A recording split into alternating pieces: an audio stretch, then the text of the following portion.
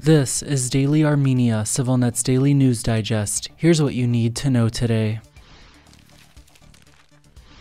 The trial of an Armenian reservist who crossed into Azerbaijan earlier this year in still unclear circumstances began today in Baku. 40-year-old Gagik Voskanyan faces decades in prison on charges of illegal entry, smuggling, and terrorism. Hearings in the case will begin next week, according to Azerbaijani news reports. Voskanyan was wounded and detained by Azerbaijani forces in August after crossing into the Kelbajar district from Armenia's Vayotzdor region in circumstances that remain unclear. Baku says Voskanyan was on a sabotage mission. Yerevan rejects those claims. Voskanyan is one of dozens of Armenians held in Azerbaijan, including 8 former senior Nagorno-Karabakh officials who were detained during September's mass exodus from the region to Armenia. Last month, a Baku court sentenced Vagif Khachaturian, a 68-year-old Armenian man from Nagorno-Karabakh, to 15 years in prison after finding him guilty of war crimes. That marked the first conviction of an Armenian held in Azerbaijan. Baku opened a separate war crimes case against another Armenian man from Nagorno-Karabakh, 61-year-old Rashid Beglaryan, several weeks later. That case remains ongoing.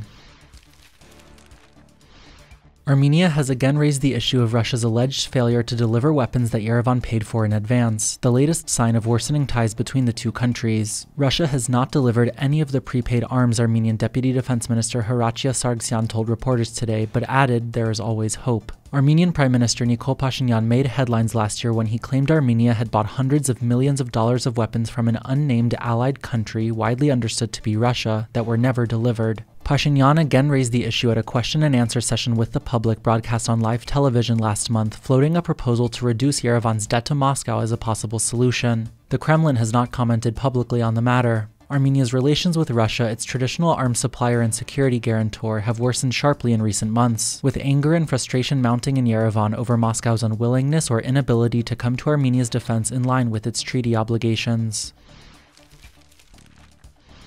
A key checkpoint on Armenia's side of the long-closed border with Turkey has been completely renovated and is ready to be put into operation. That's according to Armenia's foreign ministry, which confirmed the news to Radio Azatutun, RFERL's Armenian service, over the weekend. The Armenian side expects to receive positive signals from the Turkish side as well regarding the opening of the border for citizens of third countries and diplomatic passport holders, the ministry said. That is in reference to a tentative agreement between Yerevan and Ankara to partially reopen the border reached last year but so far not implemented. Meanwhile, Ruben Rubinyan, Armenia's special representative to Turkey and the lead negotiator on that deal, said over the weekend he has no plans at the moment for further talks with his Turkish counterpart. The two diplomats last met more than a year ago. The border has been shuttered to all traffic since the early 1990s, with the exception of 2 aid convoys that Armenia sent to Turkey in February after earthquakes devastated swaths of the country. Last year, CivilNet's team visited the village of Margara, where the newly renovated checkpoint is located, to speak with residents about the prospects of reopening the border. You can find that dispatch on our website and YouTube channel.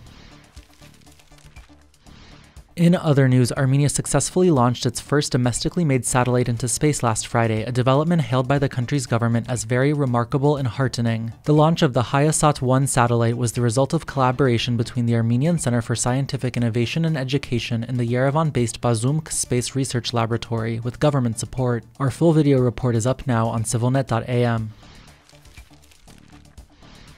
You can also check out our latest interview with Richard Giragosyan, director of the Yerevan-based Regional Studies Center think tank, who sat down with us over the weekend to talk about Armenia's ongoing army reform efforts and walk us through the latest military developments in the region. The full conversation is up now on our website and YouTube channel.